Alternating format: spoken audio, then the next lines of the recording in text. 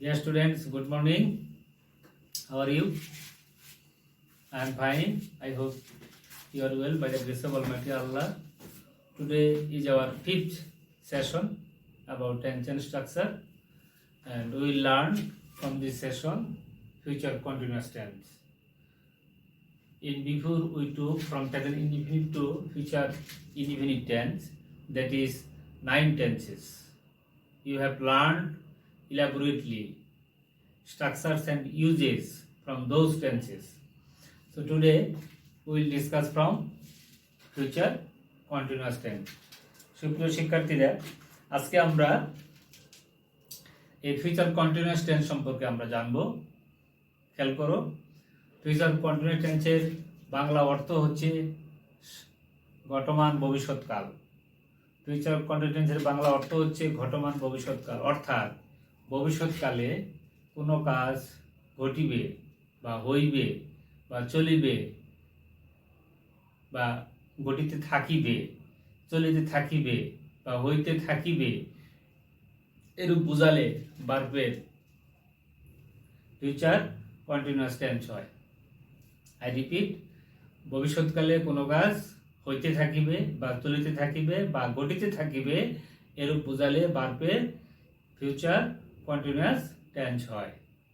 চিনিবার উপায় হচ্ছে বাংলা বাক্যে ক্রিয়াপদের শেষে ইতে থাকিব, ইতে থাকিবে অথবা ইতে থাকিবেন ইত্যাদি যুক্ত থাকে, ইত্যাদি যুক্ত থাকে। তাহলে আমরা যদি একটা বাক্য লিখি এখানে, আমি স্কুলে যাইব, তাহলে কি এটা প্রেজেন্ট কন্টিনিউয়াস টেন্স হবে? না, কারণ কি এখানে ইবো আছে। ইবো, ইবে, ইবেন থাকলে তখন সেটা হয় ফিউচার ইনডিফিনিট টেন্স, তাহলে এটা আমাদের হলো না। এখন যদি আমি লিখি আমি স্কুলে যাইতে থাকিব, ইতে থাকিব, এটাই হচ্ছে আমার ফিউচার কন্টিনিউয়াস টেন্স। তো এখন আমাদের চিনিবার উপায়টা বিশেষ জরুরি বাংলা বাক্য চিনিবার জন্য। বাংলা বাক্য যদি চিনতে না পারি তাহলে আমি টেন্স শনাক্ত করতে পারবো না। টেন্স যদি শনাক্ত করতে না পারি তাহলে আমি প্রপারলি স্ট্রাকচার ইউজ করতে পারবো না, তাহলে আমার ইংরেজিও সঠিক হবে না, অথবা আমি টেন্স চেঞ্জিংও করতে পারবো না। তাহলে আমাদের জন্য যেটা করণীয় হচ্ছে চিনিবার উপায় মনে রাখতে হবে। ইতে থাকিব, ইতে থাকিবে বা ইতে থাকিবেন ইতে যুক্ত থাকে, সেই সাথে আমাদের প্রত্যেকটা সেন্টেন্সের স্ট্রাকচার মনে রাখতে হবে, তাহলে সম্ভব। দেখো এখন স্ট্রাকচার। অ্যাফারমেটিভ সেন্টেন্সের স্ট্রাকচার দেখো। শুরুতেই হচ্ছে সাবজেক্ট প্লাস শ্যাল বি অথবা উইল বি, তারপরে বি1 অবজেক্ট এক্সটেনশন, বি1 এর পরে ING plus object plus extension. তাহলে আমাদের এখানে এই জিনিসটা তোমাদের বুঝতে হবে, কখন শ্যাল বি ব্যবহার করব, কখন উইল বি ব্যবহার করব। আমরা একমাত্র ফার্স্ট পারসনের ক্ষেত্রে শ্যাল বি ব্যবহার করব, সেকেন্ড পারসন এবং থার্ড পারসনের বেলায় আমরা উইল বি ব্যবহার করব। এটাই হচ্ছে সিম্পল ফিচারের ব্যবহার। তাহলে আই শ্যাল বি অথবা we shall be. Second person যখন আসবে তখন উইল বি, তখন you will be. Third person he will be, she will be, Jamal will be, Kamal will be, the boy will be, the girl will be, the man will be, the women will be. যখন they আসবে they will be. অর্থাৎ first person singular এবং প্লুরালের ক্ষেত্রে আমরা shall be বা shall be ব্যবহার করব, অন্যদের বেলায় আমরা উইল বি ব্যবহার করব। তাহলে এরকম যদি হয়, ছেলেরা মাঠে ফুটবল খেলিতে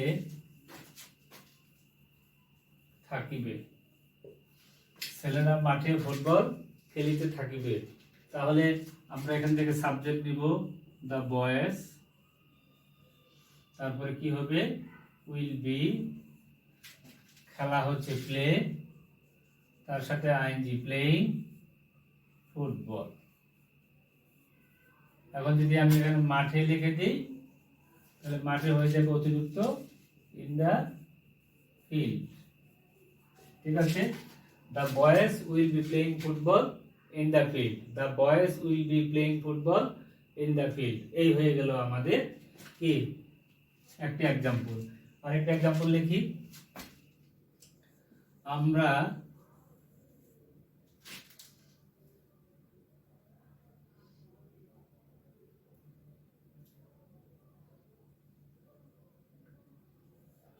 চা পান করিতে থাকিব, আমরা চা পান করিতে থাকিব।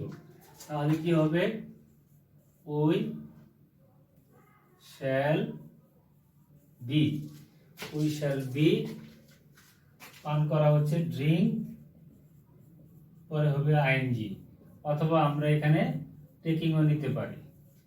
তাহলে উই শ্যাল বি ড্রিঙ্কিং অথবা টেকিং টি। হ্যাঁ, এই হচ্ছে শ্যাল বি দিয়ে একটা উদাহরণ, একটা হচ্ছে উইল বি দিয়ে উদাহরণ। এইভাবে আমরা অ্যাফার্মেটিভ সেন্টেন্সের স্ট্রাকচার দিয়ে আমরা বাক্য তৈরি করতে পারবো বাংলা থেকে ইংরেজিকরণের জন্য। আশা করি তোমরা বুঝতে পেরেছো। Subject shall be will be base form of verb, V one হচ্ছে base form of verb, ING object extension. আমরা এখন যাব নেগেটিভ সেন্টেন্সে।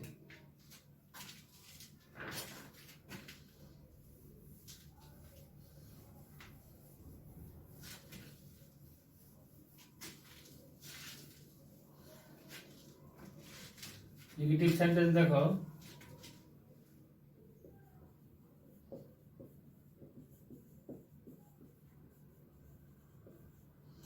শুরুতে subject plus shall not be অথবা will not be plus V one plus ING plus object plus extension.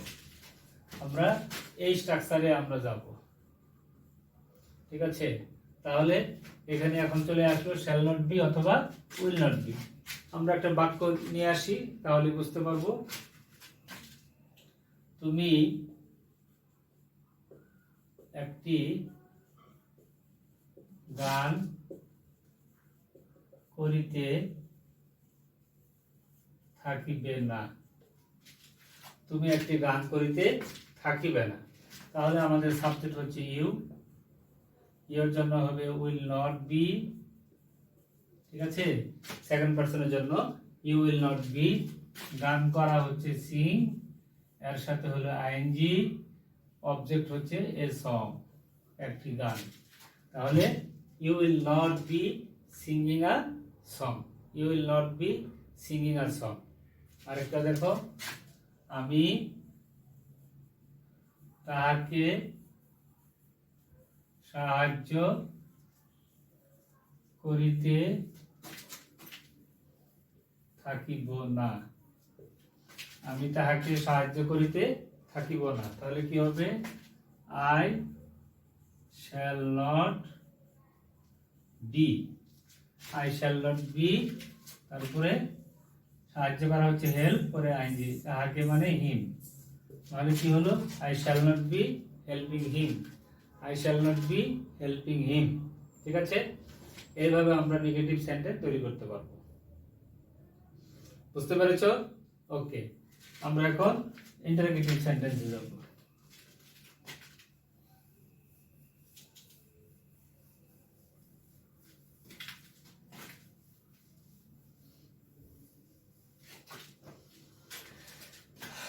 Interrogative sentence দেখো,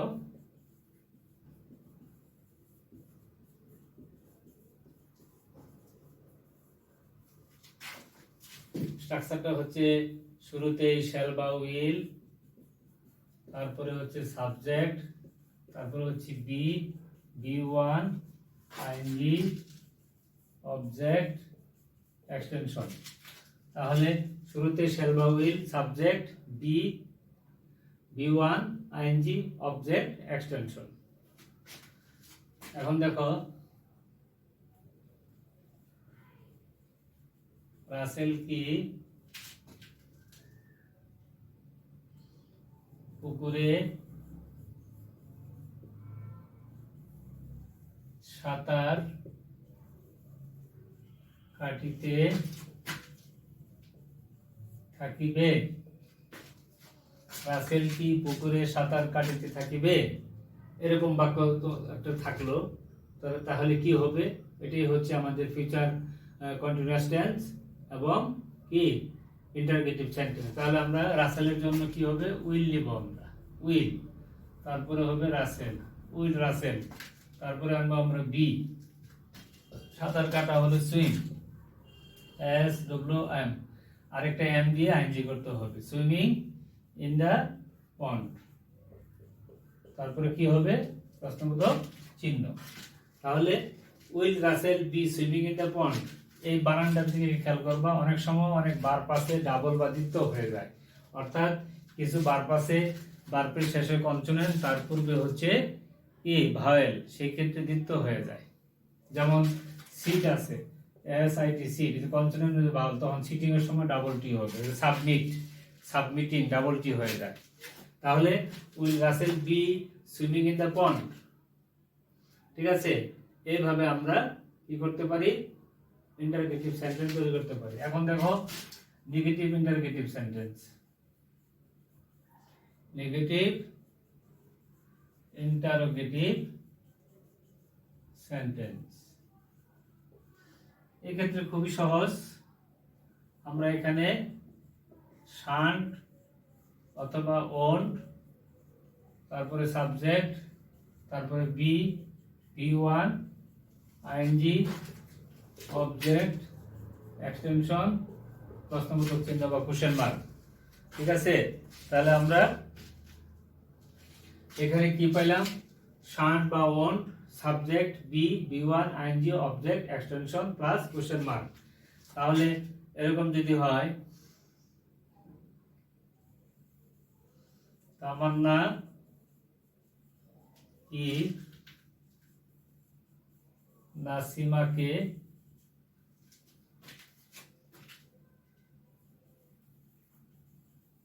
সাহায্য করিতে থাকিবে না? তামান্না কি নাসিমাকে সাহায্য করিতে থাকিবে না, এরকম যদি আমরা বাক্য লিখি, তাহলে তামান্না যেহেতু থার্ড পারসন, তাহলে কি হবে? Won't Tamanna, won't Tamanna be, হ্যাঁ, সাহায্য করা হচ্ছে কি? হেল্প, তারপরে হবে হেল্পিং, তারপরে হবে নাসিমা। তাহলে কি হলো? Won't Tamanna be helping Nasima. এইভাবে আমরা বাক্য তৈরি করতে পারবো, ঠিক আছে? এখন আমি যদি লিখি, আমি কি তাহাকে, আমি কি তাহাকে অনুসরণ করিতে থাকিব না? আমি কি তাহাকে অনুসরণ করিতে থাকিব না, এরকম যদি বাক্য থাকে, তাহলে কি হবে? আমির জন্য কি হবে? Shan't, shan't I be, shan't I be, অনুসরণ করা হচ্ছে follow, F O double L O W, follow, পরে হচ্ছে আইএনজি, ফলোইং হিম, প্রশ্নবোধক চিহ্ন, shan't I be following him. এইভাবে আমরা বাক্য তৈরি করতে পারব। এখন তোমাদের জন্য আজকে আমরা যে টেন্স আলোচনা করলাম, বিস্তারিত স্ট্রাকচার এবং উদাহরণ, তোমাদেরকে এখন আমি কয়েকটি বাক্য দিব, সেই বাক্যগুলো তোমরা এখন খেয়াল করো, তাহলে তোমরা বুঝতে পারবে। যেমন আমি একটু বোর্ডে লিখে দিচ্ছি, তাহলে তোমাদের জন্য ভালো হবে, মনে রাখতে পারবে।